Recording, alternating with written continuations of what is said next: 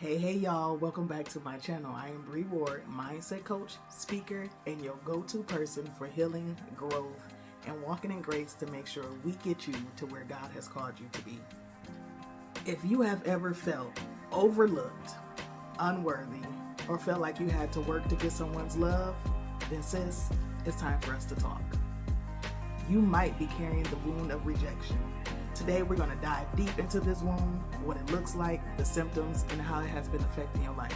And we don't talk about it, but we also going to talk about how to start to heal. Let's get into it. Here's 6 signs that you may be dealing with the wound of rejection. I want you to be honest, I want you to be vulnerable, and make sure you mark or take note of how you feel when we go through this. 1, you're hypersensitive to criticism. Even the smallest feedback feels like a personal attack. 2, you people please constantly. It's okay to help people out, but it's the constant part that shows that you may have the root of rejection. You avoid conflict or saying no because you're afraid of not being liked. 3, you sabotage relationships. You either push people away before they leave you, or you cling too tightly out of the fear that they will reject you. You have trouble setting boundaries. Now this one was a big one for me because I was like, no, God, I want to help everybody. That was what I was telling myself. But at the end of the day, once I got done helping everybody, I felt used. So you have trouble setting healthy boundaries. You let others cross your line just to keep peace and avoid of being just too much. You struggle with self-worth. Deep down, you question your value, even when others affirm you. Are you one of those people that when someone gives you a compliment, you just dust it off like or you be like, oh really? Is it hard for you to accept compliments?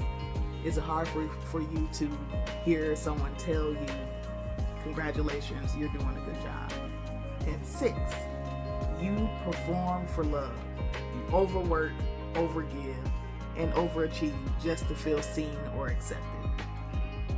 Now, if any of these hit home, you're not broken. You are just carrying a wound that needs some attention. And that's what we're going to do today. Where does the wound come from? I know we said childhood, but let's give some more examples. Was it a parent that was emotionally unavailable?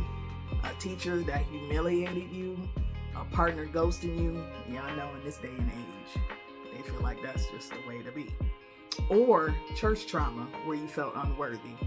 Rejection doesn't always scream. It's not always loud. It's not always, why don't you love me? Why are you leaving me? Sometimes it's a whisper. And we carry that whisper into every room we walk in. So now we've already identified where it comes from, how it can sometimes show up in our lives. But now we're going to start our healing process. Now this is just surface. If you want to go a little deeper, please feel free to hit the link in the description to book a session with me. I have a 15-minute free discovery call. I also have a 1-hour session. And we also have some other packages that you can take advantage of. But today we're just going to scratch the surface just to get you started on your journey. So go back and think about the first time you felt rejected. And I want you to feel that pain. I want you to acknowledge the pain. Don't try to minimize it because who hurt you? You gotta name it and let yourself say, that hurt me. That didn't feel good. For 2, affirm your truth. I want you to start writing down affirmations of how you want to feel. Because when you're dealing with the spirit of rejection, you are always listening to that voice that's telling you who you are. But we all know now that it is a lie. So you have to start affirming yourself. You have to start pouring truth into yourself. So start writing affirmations. I am worthy of love without performing. I am enough. Okay? Setting boundaries. This is a big one for me. And it was really, really hard because I thought I was being mean to the people because they relied on me so much. But I didn't realize that we were creating a codependent relationship. I was getting the attention. I was the superwoman. I was the one that came through and helped all the time, and they were getting what they want. But at the end of the day, I was getting in the way of what God was trying to do in their life. And I also was getting my abandonment and rejection fed. Because if I know I'm the go-to person, then I know they're always going to come and see me. So let's start creating those healthy boundaries to protect your peace. Start by saying no. I tell this to my clients all the time because I know this is a challenge for us that deal with rejection, because people pleasing usually shows up in us, and saying no to someone is hard. It's very challenging. So start by saying no to the small things and then build yourself up from there. Again, this is just surface level. Let go of perfection. Now, I am one of those people that I didn't think I was a perfectionist until I looked at everything that I was doing, and I never completed it because I always found a reason not to complete it. It was never good enough for me. I always felt like, you know what, this is not doing well, I'll just start something new. And I called myself a serial entrepreneur. But at the end of the day, it was me dealing with perfectionism. So, you don't have to earn acceptance. You are enough. You can finish those things. You are a finisher. Invite God into your healing. His love doesn't reject us.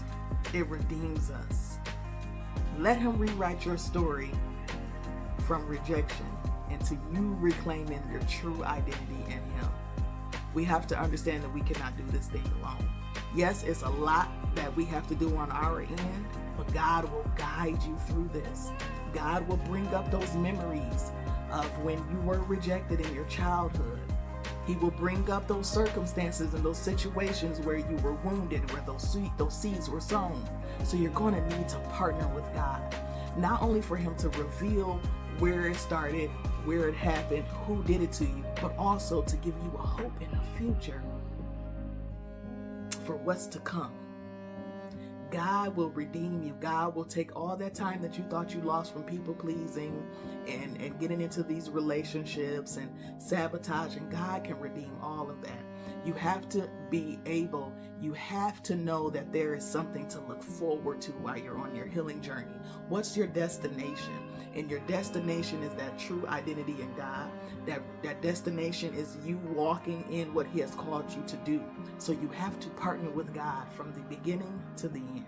If this spoke to you, comment below. I'm ready to heal. And also let me know if anything resonated with you. And of course, make sure you like, share, and subscribe. Share this with some other people that you may feel like is carrying this wound as well. We heal better together.